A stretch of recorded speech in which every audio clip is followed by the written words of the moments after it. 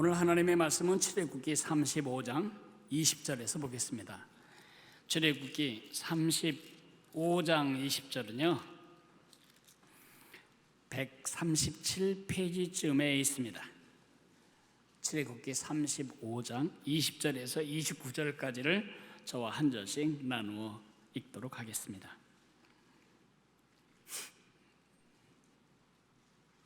이스라엘 자손이 온 회중이 모세 앞에서 물러갔더니 마음이 감동된 모든 자와 자원하는 모든 자가 와서 회막을 짓기 위하여 그 속에서 쓸 모든 것을 위하여 거룩한 옷을 위하여 예물을 가져다가 여호와께 드렸으니 곧 마음에 원하는 남녀가 와서 팔찌와 귀걸이와 가락지와 목걸이와 여러 가지 금품을 가져다가 사람마다 여호와께 금 예물을 드렸으며 무릇 청색, 자색, 홍색 실과 가는 배실과 염소털과 붉은 물들인 순양의 가죽과 해달의 가죽이 있는 자도 가져왔으며 은과 노수로 예물을 삼는 모든 자가 가져다가 여호와께 드렸으며 섬기는 일에 소용되는 조각목이 있는 모든 자는 가져왔으며 마음이 슬기로운 모든 여인은 손수 실을 빼고 그 뺀 청색, 자색, 홍색 실과 가는 배실을 가져왔으며 마음의 감동을 받아 슬기로운 모든 여인은 염소털로 실을 뽑았으며 모든 족장은 호마노와 및 에봇과 흉패에 물릴 보석을 가져왔으며 등불과 관유와 분향할 향에 소용되는 기름과 향품을 가져왔으니 마음에 자원하는 남녀는 누구나 여호와께서 모세의 손을 빌어 명령하신 모든 것을 만들기 위하여 물품을 드렸으니 이것이 이스라엘 자손이 여호와께 자원하여 드린 예물이니라. 아멘. 저는 요즘 야분의호를 인하여 대단히 긴장되고 흥분되는 그런 심정으로 살아가고 있습니다. 야분의호 때문에 우리는 이전에 경험하지 못한 영적인 성숙을 경험하게 될 것입니다. 우리가 옛날 이야기처럼 읽었던 민수기에 하나님의 기적적인 공급이 무엇인지 그 하나님의 손이 지금 내 삶과 내 생활을 채우시고 인도하시는 사실을 보게 될 것입니다. 하나님의 영광을 보는 눈이 열리게 될 것이고 하나님을 더 신뢰하고 하나님을 더 사랑하고 하나님을 소망하는 영적인 성숙이 발생할 것입니다. 우리 자신뿐만 아니라 우리 자손들에게 그리고 우리 공동체뿐만 아니라 동남권 이 지역사회의 다음 세대들이 물에 빠졌을 때에 익사하지 않을 수 있도록 기술을 배우는 수상 안전의 축복을 그들에게 줄 것입니다.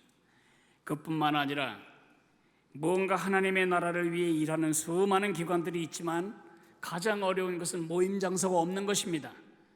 우리가 힘써서 장소를 만들어주면 그들이 가진 헌신으로 이 땅에 있는 교회들을 더 강하게 하고 그리고 성도들을 성숙케 하는 많은 섬김을 감당할 멍석을 깔아줄 축복의 장소가 될 것입니다. 이 야분해올 때문에 임할 축복이 큽니다. 그러나 지난 한 주간 저는 야분의호를 위하여 헌신하는 우리 성도들에게 임할 축복을 깊이 묵상하며 기도했습니다. 제 마음에 처음으로 떠오르는 가장 먼저 떠오르는 이름이 있었는데 그 이름은 정규만입니다.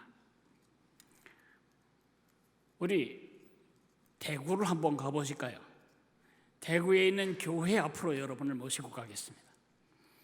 보시는 건물은 지금부터 60년 전에 지어진 대구 서현교회입니다. 이 교회는 1957년에 시작을 해서 10여 년 만에 지어졌는데 이 교회는 그 당시에 한국이 아니고 동양에서 가장 큰 교회였으며 한국 최초의 석조 예배당 건물이었습니다. 대지가 1842평에다가 건평이 1960평이기 때문에 우리가 상상할 수 없는, 그 당시의 사람의 형편으로서는 상상할 수 없는 크고 잘 지은 그런 예배당이 된 것입니다. 아직도 60년 가까운 세월이 지났어도 지금도 저 예배당은 여전히 건재하고 지금도 사용되고 있습니다. 이때가 언제냐면 1957년입니다. 1957년은 6.25 농란이 끝나고 약 5년쯤 지난 때입니다. 이 시대에 태어났고 이 시대를 살아온 사람들은 그때 얼마나 우리가 가난했는지를 다 아십니다. 우리 국민소득이 100불도 안 됐던 그 시절에 이런 엄청난 예배당을 누가 지었을까요? 하나님이 지으셨습니다. 누구를 통해 지으셨을까요? 정규만이라고 하는 한 사람을 사용해서 그 통로로 하나님이 복을 쏟아부어서 그것을 짓게 만드신 겁니다. 정규만 33세에 예수님을 믿기 전까지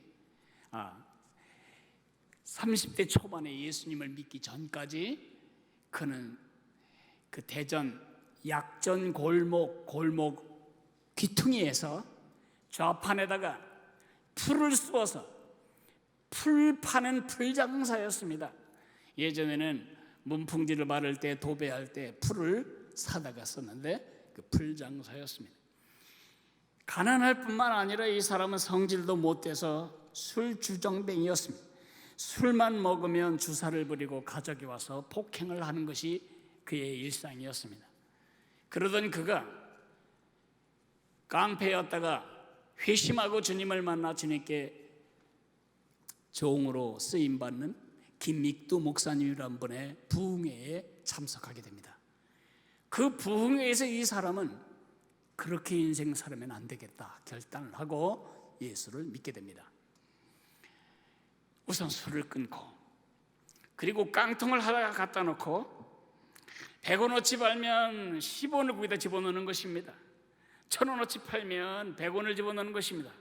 이렇게 자기가 번 11조를 그 자리에서 잘라서 모아서 그걸 하나님께 드릴 뿐만 아니라 매일 새벽 새로운 삶을 달라고 새벽마다 주 앞에 나와 기도하게 됩니다. 삶이 변하기 시작하자 사람들이 그를 인정합니다.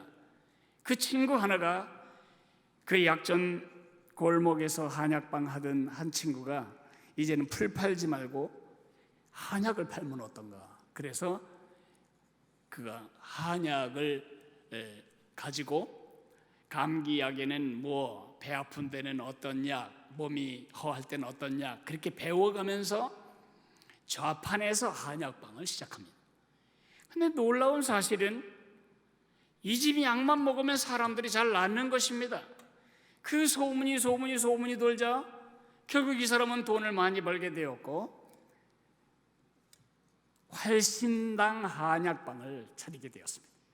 그 한약방이 점점 왕성해지더니 그 한약방이 대구 약전골목에서 가장 큰 한약방이 되었습니다. 얼마나 놀라운 치료가 나타나는지 자기네 약재료가 다 떨어져서 옆에 집에 가서 약재료를 빌려다가 약을 지어도 병이 낫는 것입니다. 특별히 이분이 이제 대구 서현교회에 교회 건물을 짓는 건축위원장이 되었는데 이때부터는 하나님이 문자 그대로 돈을 쏟아부어 주시는 것입니다. 돈을 이렇게 돈 세서 얼마 벌었다 그게 아니고 오늘은 2자루를 벌었다 자루로 계산을 할 정도로 돈을 벌었습니다. 그래서 교회에 건축 헌금이 지금 건축 자금이 모자란다 그러면 세서 갖다 주는 게 아니고 그냥 자루째 갖다 주면 그거를 그들이 세어서 건축을 진행했습니다. 그래서 그 어려운 때에 그 어마어마한 예배당을 현찰로 지어낸 것입니다. 어떻게 그런 일이 있을까? 꼭 꾸며낸 얘기 같죠? 2가지 일이 있었습니다. 하나는 그 당시에 건축을 시작할 그 임세에 대구 경북 지역에 무시무시한 장질 부사가 돌았습니다. 사람들이 픽픽 쓰러지고 여기저기에서 사람 죽는 소리가 가득할 때에 이상하게 이 정규만 장로가 조제하는 한약을 먹기만 하면 쌩쌩하게 살아나는 것입니다. 옆집에서 약재료를 갖다 지어도 이 집에서 짓기만 하면 낫는 것입니다. 새벽부터 50명에서 많을 땐 100명에 이르는 사람들이 줄을 서서 번호표를 가지고 와서 약을 지어갔습니다. 또 한 가지, 장질 부사와 더불어 이 한약방이 유명해서 아들 잘 낳게 되는 약을 만든다는 것입니다. 이 당시만 해도 아들 못 낳으면 심각한 일이었죠. 그래서 아들 낳는 약을 짓기 위해서 오는 것입니다. 이걸 먹으면 약이 반드시 이 약을 먹으면 아들이 난다, 그렇게 말은 하지 않았지만 이 약 먹으면 진짜 아들 낳아요, 그렇게 묻는 경우엔 도움이 될 겁니다. 그런 정도로 대답하면서 약을 지어줬는데 놀라운 사실은 이 집에서 약을 지어 먹으면 아들이 나오는 것입니다. 많은 경우에 다 그렇지는 않았겠지만. 그래서 그 주변에 얼마나 시기가 나겠어요. 틀림없이 저긴 뭔가 있다. 그래서 그 주변에 있는 약국의 약사들이 와서 물었습니다. 비방이 뭐냐? 뭐를 넣느냐? 우리가 알지 못하는 뭘 넣길래 이런 효험이 있냐? 그걸 우리에게도 좀 알려다오. 그럴 때 그는 숨기지 않고 그걸 공개했습니다. 당신들이 쓰지 않는 약재료가 나한테 하나 있습니다. 그게 뭡니까? 기도입니다. 이분은 약을 진맥하는 과정부터 계속 하나님께 기도합니다. 약을 지을 때도 기도합니다. 본인의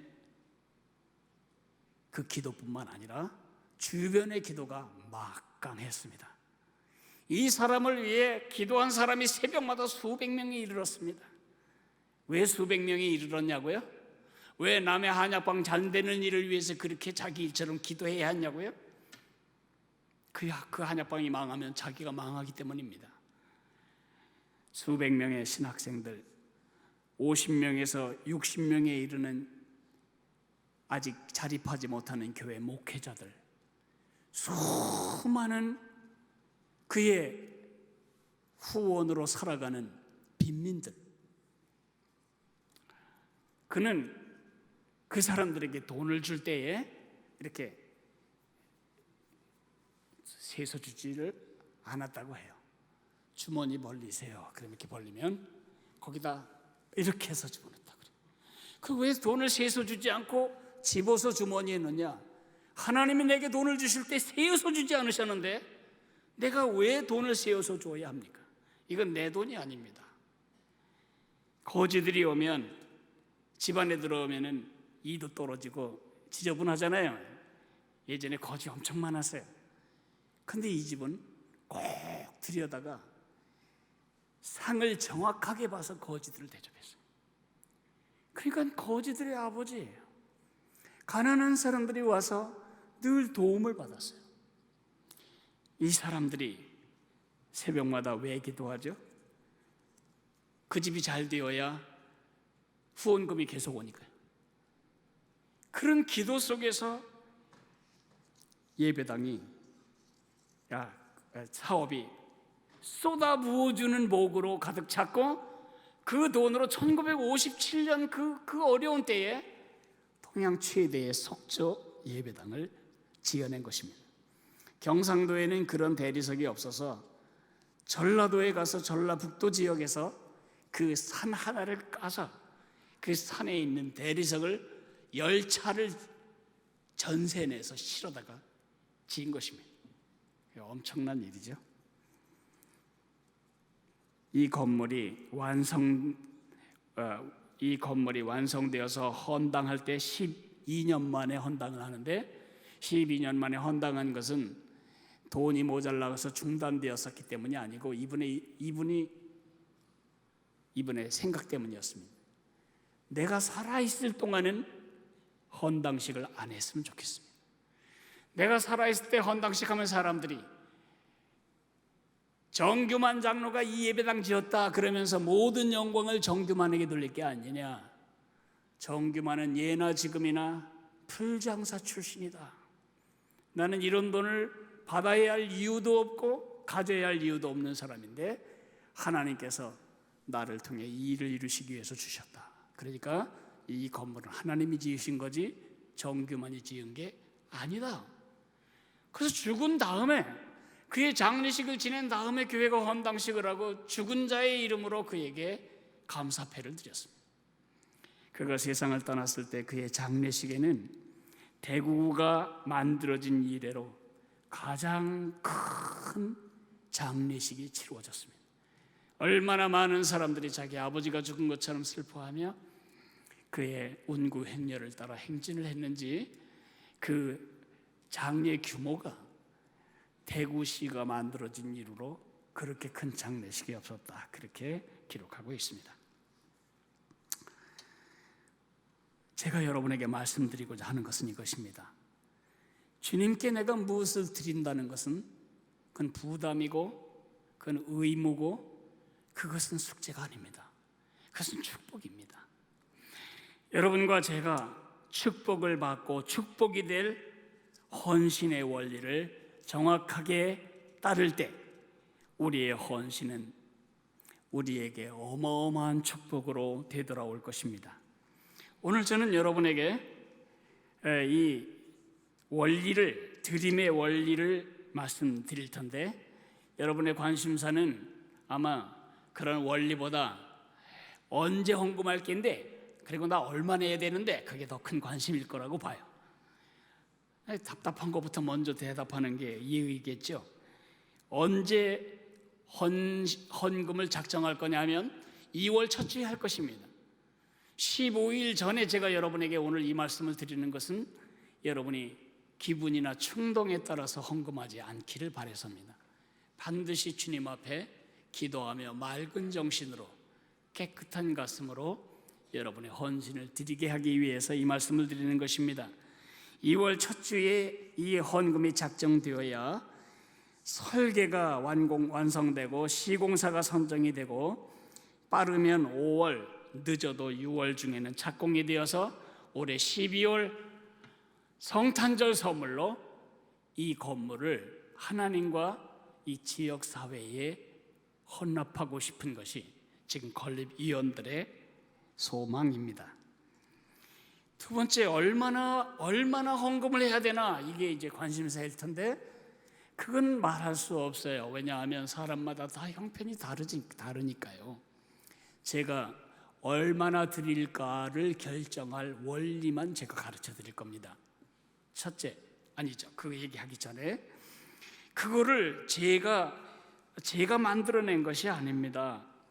정규만 장로를 통해 대구 서현교회를 지으신 하나님은 여러분을 통해 야분의호를 지어내실 거고요. 그로 말미암아 여러분의 간증이 대대에 이어질 것입니다. 그런 은혜와 축복의 통로로 여러분이 쓰임받기를 축원합니다. 어떻게 그 드림의 원리를 알 수 있는가? 이집트에서 막 나온 이스라엘 백성들이 하나님께 드리는 곳에서 발견할 수 있습니다. 이미 들으신 것처럼 이스라엘 백성들이 홍해를 건너 시내산에 왔을 때에 시내산에서 두 가지 축복을 받게 됩니다. 두 가지 선물을 받게 되죠. 첫째 선물은 십계명입니다. 두 번째 선물은 성막입니다. 성막을 어떻게 지어야 할지 하나님이 다 모세에게 말씀해 주십니다. 그래서 모세가 백성들에게 이제 이 비전을 말하고 이 용도를 위해 너희가 가지고 있는 것 중에서 하나님께 바칠 사람은 바쳐라 하고 이야기했을 때 백성들이 자기가 가지고 있는 것 중에서 헌납을 하게 됩니다. 오늘 우리가 읽었던 본문을 중심으로 저는 5가지 원리를 말씀드리려고 합니다. 첫째, 각 사람의 원리입니다. 각 사람이 그 말은 일을 나누고 힘을 모으는 원리입니다. 우리 교회 공동체에 자산이 있다면 건물도 그리고 현금도 아닙니다. 우리 세대로교회의 가장 강력한 자산은 작든 크든 우리는 일을 나누고 힘을 모으는 것입니다.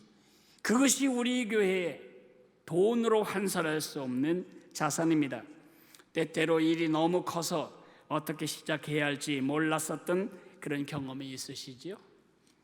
지금 우리가 모두 그런 마음입니다.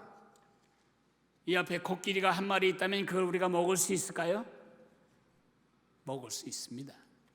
코끼리를 처음에 열로 자르고 그 각 조각을 또 열로 자르고 자른 조각을 또 열로 자르고 자른 조각을 또 열로 잘라서 한 10,000분의 1조각씩 여러분이 잡숴 주신다면 우리가 몇 주일 안에 코끼리 한 마리 다 먹을 수 있습니다. 일을 나누고 힘을 모으면 나 혼자서는 할 수 없지만 우리 모두를 통해 그런 일을 이루십니다. 신명기 16장 17절에 우리 하나님이 말씀하십니다. 각 사람이 네 하나님 여호와께서 주신 복을 따라 그 힘대로 드릴지니, 힘대로 드릴지니. 각 사람이 드리라고 말하고 있습니다. 각 사람이 네 하나님 여호와께서 주신 복을 따라 그 힘대로 드릴지니. 2월 첫 주에 우리 예수 마당에 어린아이들에게 이렇게 생긴 저금통을 하나씩 줄 것입니다. 야브네올 건립 저금통, 내 믿음과 내 기도로 야브네올을 짓는다, 이 이름을 써서 줄 텐데, 이거는 중간에 시험 받아서 꺼내서 아이스크림 사 먹을 수가 없습니다. 따면 끝나는, 진짜 돈이 많이 필요한가 보다 그렇게 생각하지 마십시오. 아이들이 이 동전 모아서 이걸로 야브네올 지어지지 않습니다. 우리 야브네올은 그런 수준의 건물이 아니고 훨씬 더 큰 건물입니다. 그런데 왜 이걸 하냐고요? 여기 아이들이 10원짜리도 100원짜리도 놓으면서 이것을 주 앞에 드릴 겁니다. 건물이 지어진 다음에 그 아이들이 이렇게 말할 것입니다. 내가 저 건물을 위해서 헌금한 사람이야. 그 다음에 그가 커서 자기 아이들 데리고 와서 말할 겁니다. 아빠가 아이스크림 얼마나 사 먹고 싶었는데 그거 여기 들여서 이거 된 거다. 이런 소유권, 이런 참여의식, 주인의식, 이것을 깨우치는 너무 좋은 기회이기 때문에 그렇게 하는 것입니다. 각 사람이 얼마나 많이가 아니고 각 사람이, 우리 모두가 힘을 모아야 하겠습니다. 그리고 일을 나눠 갖는 것입니다. 두 번째, 자기 가진 소유 중에서, 그게 두 번째 원리입니다. 출애굽기 35장 5절에는 너희의 소유 중에서 너희는 여호와께 드릴 것을 택하되, 그렇게 말씀하고 계십니다. 여러분이 벌고 있는 소득 중에서가 아닙니다. 소득 중에서라고 하면 우리가 바칠 수가 없습니다. 어떤 사람은 은퇴를 했고 어떤 사람은 지금 소득이 마이너스 상태입니다. 우리가 바칠 수 없습니다. 소득은 언제나 변하니까요. 우리의 소유, 내가 이집트에서 나올 때 금이 있었으면 그 금 중에서, 실이 있으면 실 중에서, 가죽이 있었으면 가죽 중에서 내가 가진 것을 하는 것입니다. 은행에 융자를 내서 하는 것도 아니고 남에게 구하다가 헌금하는 거 아닙니다. 내게 있는 것으로 하는 것입니다. 여러분이 이 세상을 떠날 때 자녀에게 내 재산 목록 이게 내 거다, 은행 융자 빼고 순수하게 남는 건 이거다, 바로 그것에서 헌금하는 것입니다. 고린도후서 8장 12절에 보면 이런 말씀이 있습니다. 할 마음만 있으면 있는 대로 받으실 것이요 없는 것은 받지 아니하시리라. 현대어 성경은 그걸 이렇게 기록하고 있습니다. 여러분이 가지고 있지 않은 것을 바치기를 원하는 것이 아니라 여러분이 가진 것을 바치기를 원하십니다. 여러분이 가진 것을 바치기를 원하십니다. 소유 중에서. 첫째로는 각 사람이, 두 번째로는 가진 것 중에서, 세 번째 원리는 후하게입니다. 예수님이 여러분과 나를 위해 자신을 주실 때 너무 억울해하는 마음으로 내가 뭔 죄가 많다고 나를 보내서 이 사람들의 죄를 대신 지게 하십니까? 그렇게 예수님 자신을 우리에게 주지 않으셨습니다. 마치 구원할 자는 나 하나밖에 없는 것처럼, 사랑할 인간은 나 하나밖에 없는 것처럼 기꺼이 자기 자신을 다 쏟아서 우리를 구원하셨습니다. 우리가 주님께 드릴 때에 각각 그 마음에 정한 대로 할 것이요 인색함으로나 억지로 하지 말라고 성경은 말하고 있습니다. 인색함으로나 억지로 하는 헌금은 상이 없습니다. 주님께서 인색함으로나 억지로 하지 말라. 주님께서 우리에게 자신을 주실 때 그리하지 않으셨습니다. 그리고 주님이 약속하셨습니다. 주라 그리하면 너희에게 줄 것이니 곧 후히되어 누르고 흔들어 넘치도록 하여 너희에게 안겨주리라. 내가 200가마니의 밀을 거두기를 원한다면 200가마니를 거둘 수 있는 많은 씨를 뿌리게 됩니다. 그런데 2말만 거두기를 원한다면 2말을 거둘 정도로 뿌리는 씨앗을 줄일 것입니다. 주 앞에 드릴 때에 후하게 드리십시오. 가능하면 11조도 이것저것 빼고 최소한으로 드리려고 하지 마십시오. 최소한으로 드리는 것은 주님께 이렇게 말씀드리는 것입니다. 나에게 최소한만 주십시오. 더 많이 주시면 안 됩니다. 그렇게 하지 말라는 것입니다. 후하게 드리십시오. 하나님이 내게 주실 때 세어서 소수점까지 찍어서 나눠서 주신 게 아니고 쏟아부어 주셨으니 나도 당신에게 쏟아부어 준다. 정교만 장로의 믿음이 바른 믿음입니다. 네 번째, 자원하여 드리는 것입니다. 예수님이 등 떠밀려서 이 땅에 오셨고 억지로 십자가에서 몸부림치다가 결국은 피하지 못해서 돌아가신 게 아닙니다. 자원해서 가셨습니다. 우리가 주님께 드릴 때 자원해서 드려야 한다고 출애굽기 35장은 반복해서 말하고 있습니다. 출애굽기 35장 5절에 보면 마음에 원하는 자는 누구든지 그것을 가져다가 여호와께 드릴지니 21절 마음에 감동된 모든 자와 자원하는 자가 와서 회막을 짓기 위하여 드렸다. 22절에 마음에 원하는 남녀가 와서 드렸다. 29절에 마음에 자원하는 남녀가 드렸다. 36장 2절 3절에 마음에 원하는 자들이 자원하는 예물을 드렸다. 5절 6절 자원하는 예물을 연하여 가져왔기 때문에 우리 일을 못하겠으니까 이제 그만 좀 가져오라고 그랬어요. 그래서 모세가 스톱 그만 가져오세요. 끝. 마감. 내 것도 하나님 집 짓는데 조금 들어가야 되는데 끝. 그런 사태가 벌어졌습니다. 제가 여러분에게 편안한 마음으로 권합니다. 하나님께 드릴 때 억지로 그리고 억울한 심정으로 나 진짜 교회 운이 없어. 난 재수가 되게 없어. 내가 가는 곳마다 이렇게 헌금을 하되고 이런 식으로 생각한다면 이번에 헌금에 참여하지 않으셔도 됩니다. 이 헌금 때문에 마음에 상처를 받아가지고 교회로 옮겨버릴까? 그런 분도 교회 옮기실 것까지 없어요. 안 하시면 됩니다.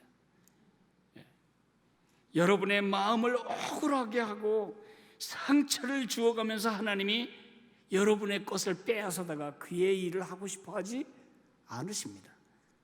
다시 말합니다. 걱정 말고 그냥 편안하게 제게 믿음을 주세요. 그렇게 그냥 기도하고 가세요. 그러시면 됩니다. 자원하여 드릴 때 상이 있습니다.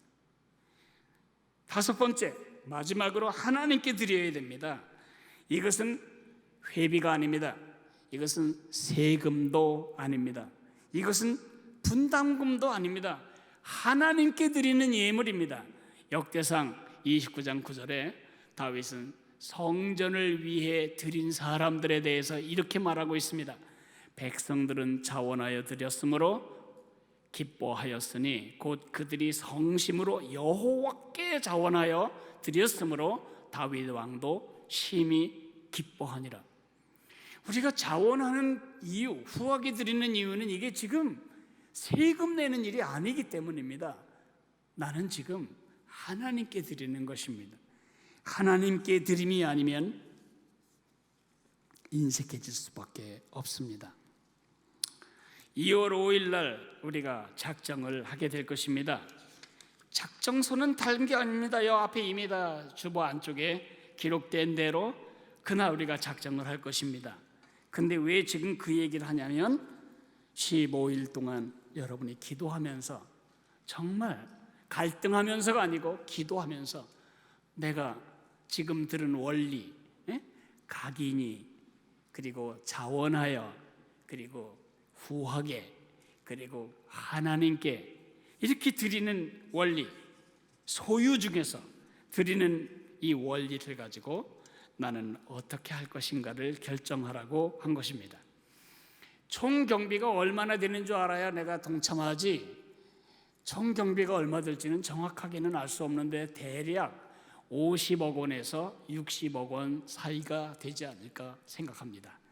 뭘 근거로 그렇게 말하냐 하면, 수영장을 설계해가지고 교육청에 이만큼 도와주세요라고 학교에서 신청해다가 기각된 금액이 39억이었습니다. 거기에 우리 건물을 얹을 경우, 그리고 우리 교회가 지면 학교의 공사보다는 조금 저렴하게 지을 수 있다는 것을 감안해서 50억에서 60억 사이가 되지 않을까, 이렇게 그냥 추정할 뿐입니다.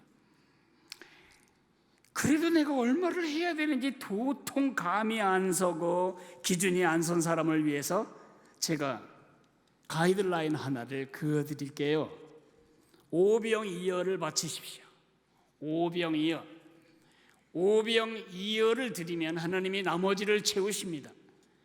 오병이어 보리떡 5개, 물고기 2마리로 5,000명 식사가 불가능하다는 거 아시잖아요. 근데 예수님은 그걸 사용하셔서 10,000명이 넘는 사람들의 배불리 먹고 12강주나 남게 하셨잖아요.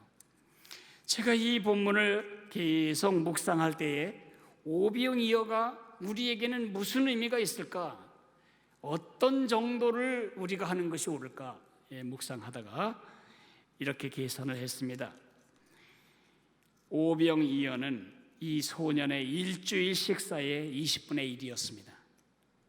그러므로 우리의 미니멈 가이드라인은 뭐냐 하면, 내 소득이 아니고 내 소유의 20분의 1을 하나님께 드려보는 것입니다.